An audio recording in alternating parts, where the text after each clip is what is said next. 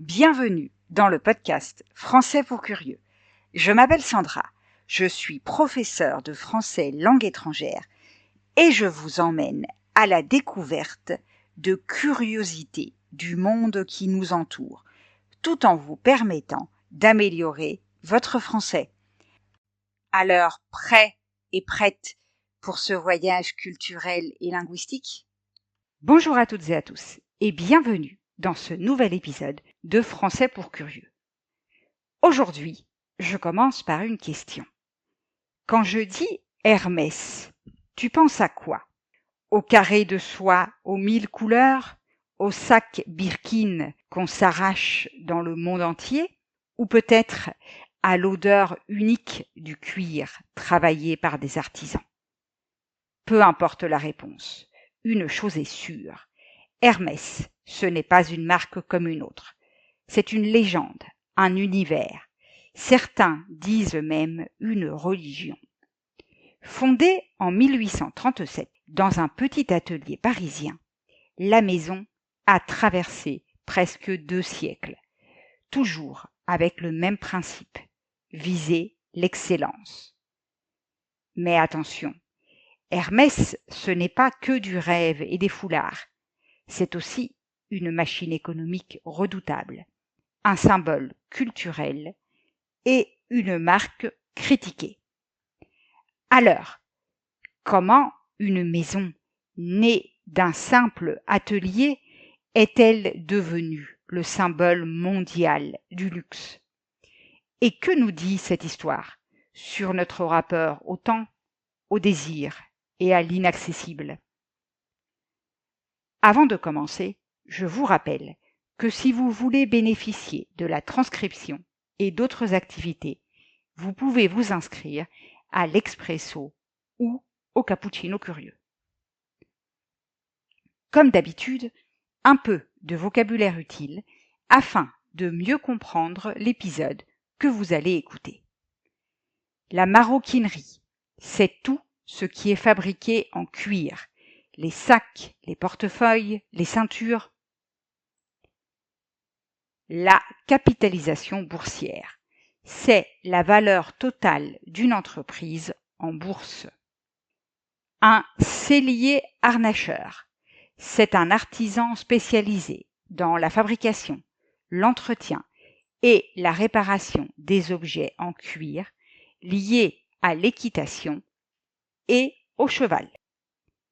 L'élitisme, c'est un système qui favorise une minorité.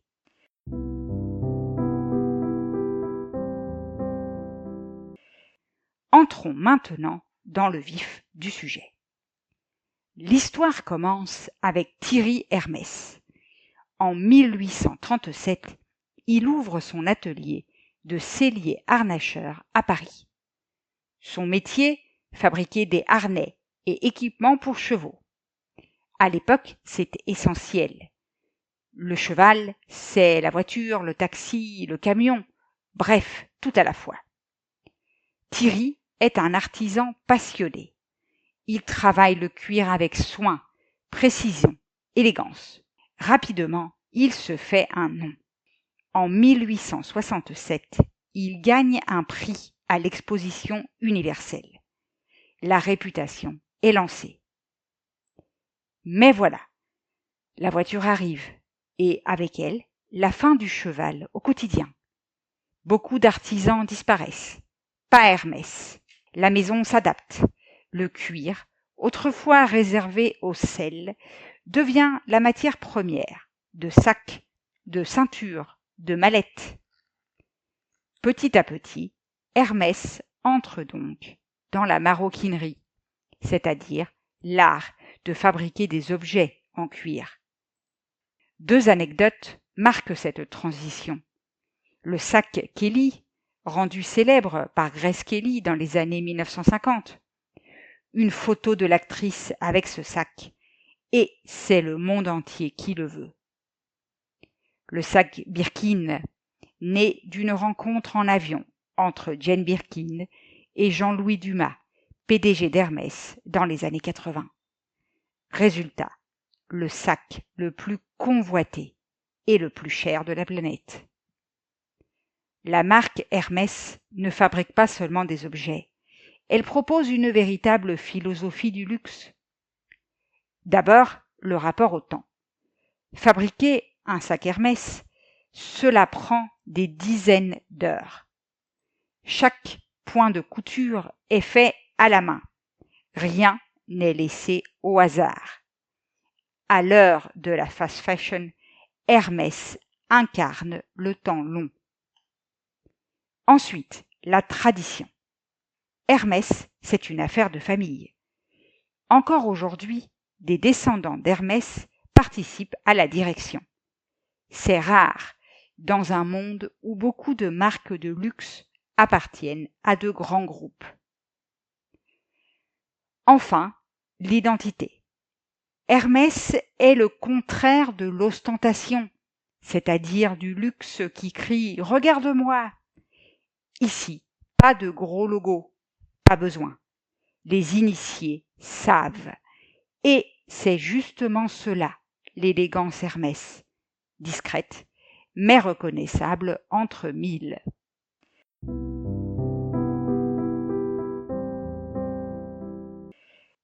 Mais Hermès, c'est aussi une machine économique. En bourse, c'est une star. Sa valeur dépasse parfois celle de géants industriels. Imagine, une marque de sac vaut plus qu'un constructeur automobile. Son secret, une stratégie redoutable. Premièrement, la rareté. Les sacs Birkin, tu ne les achètes pas comme ça. Il faut attendre, parfois des années. Certains parlent même de rituels initiatiques pour devenir client Hermès. Cette rareté nourrit le désir. Deuxièmement, la diversification. Hermès, ce n'est pas que du cuir. C'est la soie, la parfumerie, l'art de la table, l'horlogerie. Enfin, l'internationalisation. La marque explose en Asie, surtout en Chine, où posséder un Hermès est un signe ultime de réussite sociale. Bien évidemment, une telle réussite attire les critiques. D'abord, l'élitisme. Un sac Hermès coûte souvent 10 000 €, parfois 100 000. Autant dire inaccessible pour presque tout le monde. Résultat, Hermès est accusé de nourrir une image de club privé, réservé aux ultra-riches. Ensuite, la question éthique. Certaines créations utilisent des peaux exotiques, comme le crocodile. Les associations de défense des animaux dénoncent ces pratiques. Hermès réplique en parlant de traçabilité et de standards éthiques. Mais le débat reste vif. Enfin, la durabilité. Et là, c'est paradoxal. D'un côté, comme nous avons dit, Hermès incarne la slow fashion, la mode lente, opposée à la fast fashion. Ses produits durent des décennies. De l'autre, ça reste du luxe, un objet de distinction qui alimente le désir et la consommation symbolique. Cependant, en 2025, la marque Hermès est plus puissante que jamais.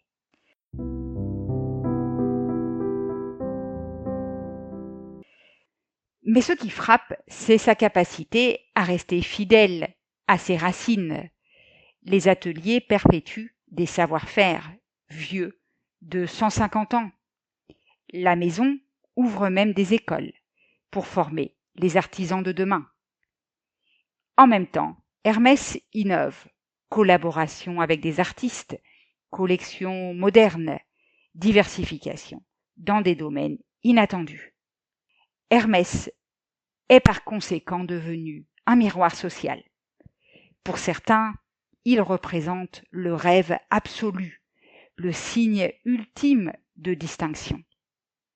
Pour d'autres, il est le symbole d'un luxe absurde, réservé à une élite mondiale. Mais une chose est sûre, Hermès, comme la Tour Eiffel ou le Louvre, fait désormais partie du patrimoine vivant français. Alors, Hermès, rêve ou mirage? Un peu des deux. C'est l'histoire d'un atelier de harnais devenu empire mondial. C'est un modèle de savoir-faire artisanal, mais aussi une machine économique redoutable. C'est un symbole d'élégance française, mais aussi un objet de critique. Et si Hermès, plus qu'une maison de luxe, était une métaphore de notre époque? Une époque où l'on court après le temps, où l'on désire l'inaccessible, où l'on cherche à se distinguer, tout en critiquant ce qui nous fascine.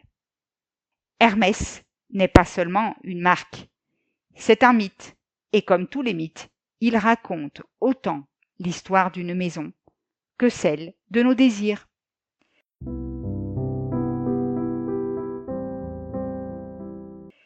Et voilà, nous arrivons au terme de l'épisode d'aujourd'hui. J'espère que vous avez aimé ce que vous avez entendu. Si c'est le cas, je vous invite à laisser un message sur votre plateforme d'écoute préférée et à partager l'épisode autour de vous. On se retrouve la semaine prochaine pour d'autres curiosités.